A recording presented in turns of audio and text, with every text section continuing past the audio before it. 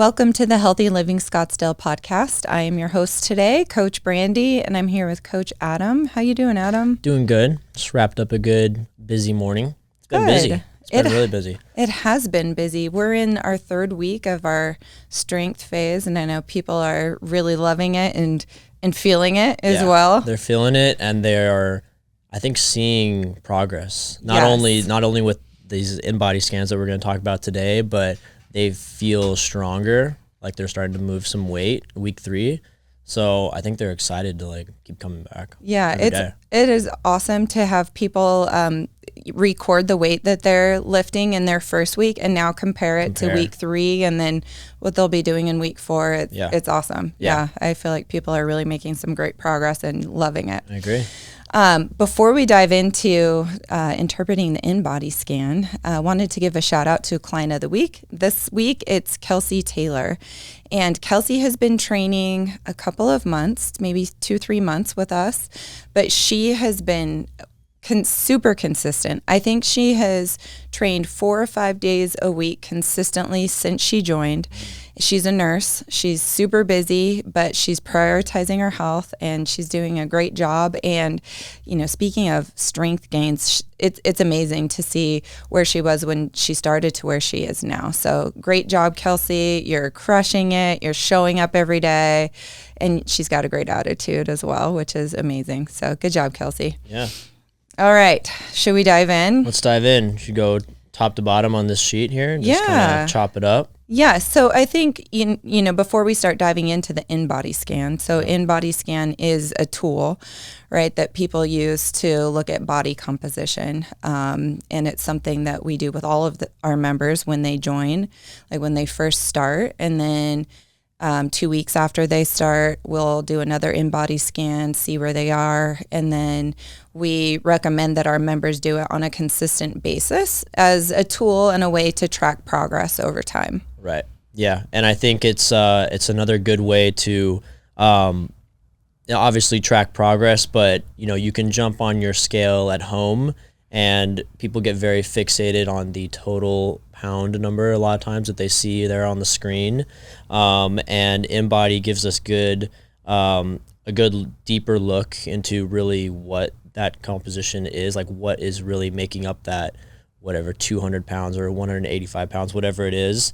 And a lot of times it can be super encouraging because, you see ratios and percentages that kind of open your eyes and give you more depth, more detail than just a number on a screen that can be, misinterpreted. So the total weight on the scale is not the whole story. There's a lot more to that. Yeah. And you're right. I think sometimes people get discouraged when they see the number on the scale, especially if they've been training and doing they're moving, they're doing things, and the scale maybe is not moving, but if you look at the Inbody score, you could see that there is good progress that's being made. It's just not in that total scale weight. So, all right, let's dive in. So we've got printouts of the Inbody scan. So if you were training here, you would get one of these. So let's start at the top. Go ahead, Adam. Yeah, so basically you're going to see on your sheet, there's going to be a lot of different categories and kind of it's broken up into different portions of the page. But really, we're looking at a big 3 that's about a third of the way down the page. And it's going to have your total body weight, but it's also going to have your skeletal muscle mass and your body fat mass. So obviously, total weight, it is what it is. Another side note to keep in mind, Inbody's giving you, when you put in your demographic, so your age, your gender, everything like that, it will then give you ranges based on all of those demographics.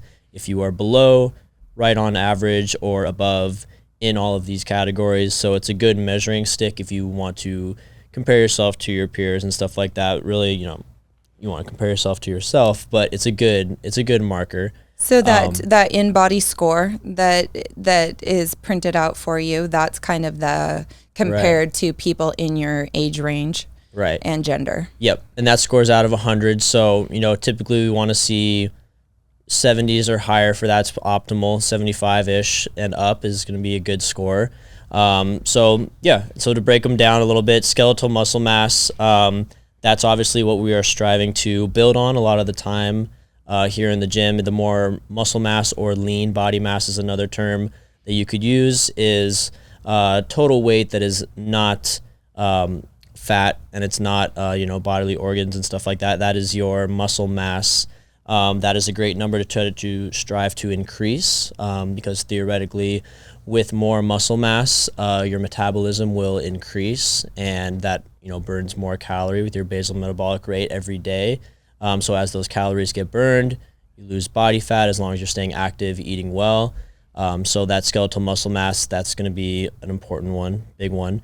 And then the body fat mass, a lot of times people are fixated on body fat percentage, and that can be kind of hard to conceptualize or kind of wrap your head, like, what is percent of what, like it can sound a lot worse than it is a lot of times. So I think being able to have a poundage number to it, especially when you're tracking progress, can really show you, even if it's, if you lose a pound a week, the percentage may or may not even change right? And it looks like nothing happened. But if you're able to get that poundage number, you can really see change. Yeah, and the body fat percentage is not just body fat, but it also takes into account the skeletal muscle mass. Right. So as your skeletal muscle mass goes up, body fat goes down, then your percent body fat will go down over time as well with those changes. Yeah. So those are really kind of your big three. As far as a couple other things you may see on the sheet are going to be stats like BMI. Little bit becoming kind of an outdated stat. It's kind of really a height to weight ratio that doesn't really incorporate all of these categories that we're talking about. So it's very commonly known, BMI, but I think, I don't know about you, Brandy, but if I were to advise anybody, I would kind of steer away as using that as a tool to kind of rate yourself or compare yourself to others. It's kind of fading away. Yeah. And then we see that body fat percentage, again, also right under there. The cool thing about, coming back sometimes from injury or sometimes even illness or just times of inactivity in the gym, we have two sides to our body. So the Inbody can actually divide and show you right arm versus left arm, right leg versus left leg, and the asymmetries. And it can kind of give you goals to work on also. If one side is weaker than the other, it could be something to focus on. So having that little breakdown also is super helpful, I think. Yeah. One of the other areas that I think is important, BMR, or basal metabolic rate. So you will also get a printout on your Inbody scan that shows your BMR. So that's basically the number of calories that your body burns in a state of rest. So just your normal systems functioning. So digestion,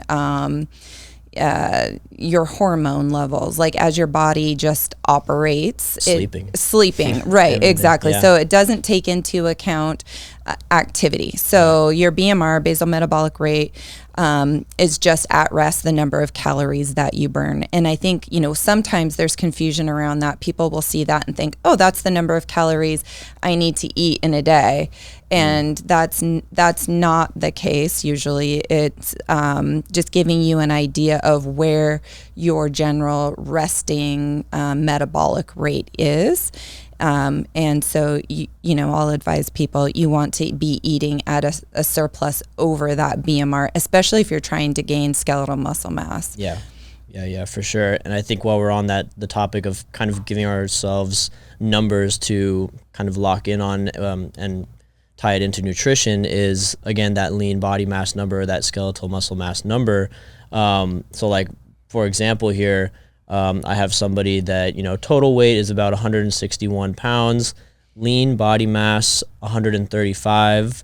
So, pretty good on the lean body mass there. That could also be, an upper end goal or a really a good goal for grams of protein per day, kind of similar to what we talked about in our podcast last week, and making sure that we get that protein number every day.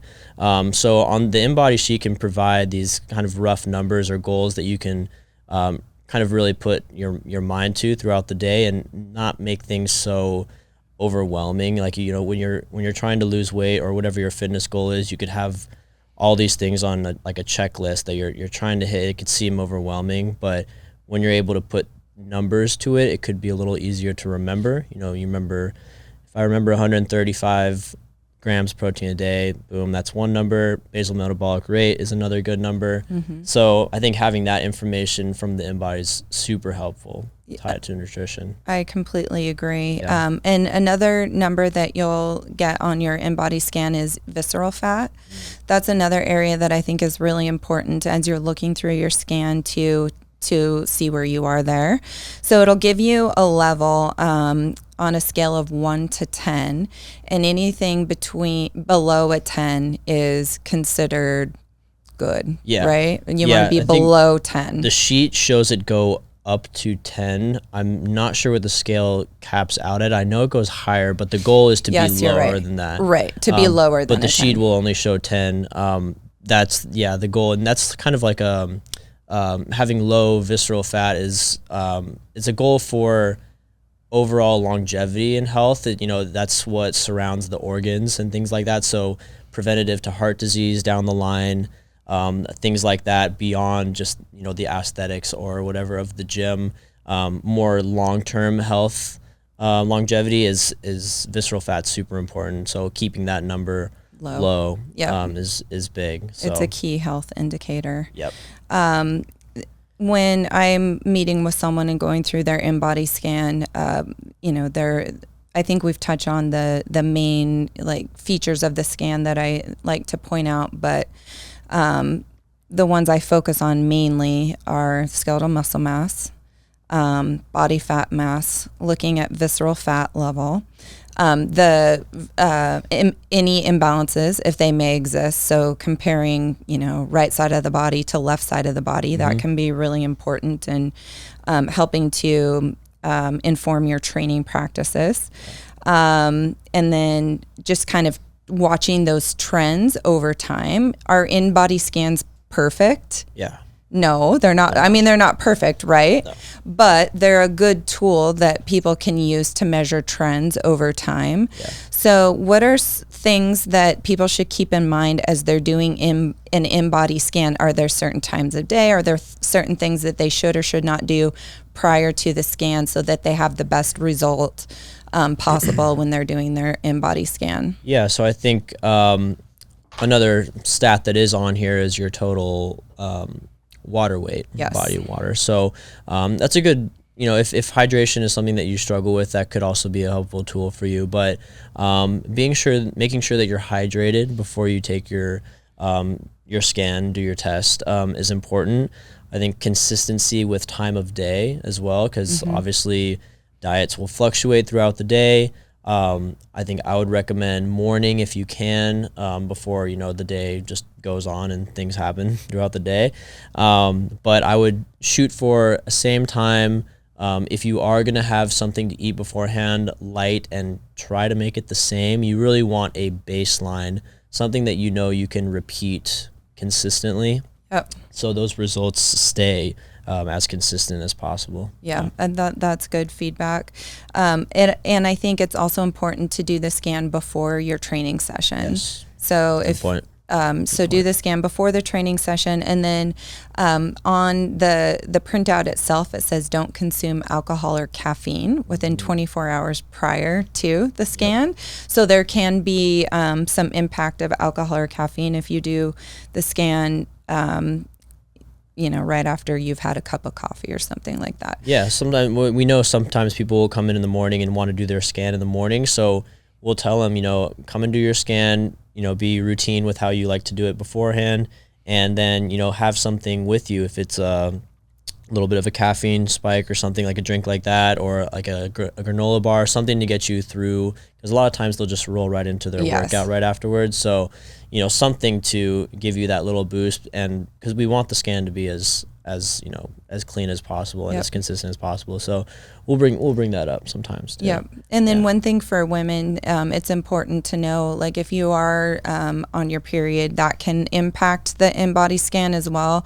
Yep. So because of hormone levels, water fluctuations during that time of month. So if you are on your period, don't do the scan during that time. And I think for women too, time of day is important to be consistent with, and then time of month too. So if you are doing a monthly Inbody scan, scan, do it around the same time every month, so those comparisons from your previous one to your next one are more of an apples to apples comparison. Yeah, I think those are all good. I think maybe just the last little thing on here, obviously that at the bottom of the page, it has that way to track your progress and changes. And it's a little line graph. For people who haven't seen it, it's a little line graph that runs across the bottom of the page, and it covers that total weight, skeletal muscle mass, and then your body fat. To see that changing is like sometimes even decimal points can be exciting and like reassuring. Yep. But I think that you want to have a lot of check-ins. So, I think a good interval is probably every 2 weeks. If you can do it more often, but changes may be minimal. It's a pretty short window to be 7-day check-ins, but about every 2 weeks is what we try to encourage people to do, and keep building the line graph. And it's easier to catch trends that way. You don't want to wait too long, because it's easy to recall something maybe you've done in the last 10 days, as opposed to if you didn't do a scan in like the last 2 months, it could be hard to recall what's gone on in those 2 months. So I think being consistent with that as well is good. Great. Yeah. I think that's a good point to end on. Keep doing your Inbody scans, keep working hard in the gym, keep your nutrition on point, and you'll start to see progress. Don't worry about the total scale weight so much. Let's dive in and look at the other factors that may be contributing. All right, that's all we have for you today. Tune in next time for more great stuff. Thank you so much for listening to the Healthy Living Scottsdale podcast. Do you have a question that you'd like for us to answer live on the podcast? If so, all you need to do is head over to the Apple Podcast app on your iPhone and do 3 simple things. First, leave us a rating and review telling me what you think of the podcast. In that review, ask anything you want related to health, fitness, or nutrition. And if you want a shout out, leave us your Instagram handle or name. That's all you have to do.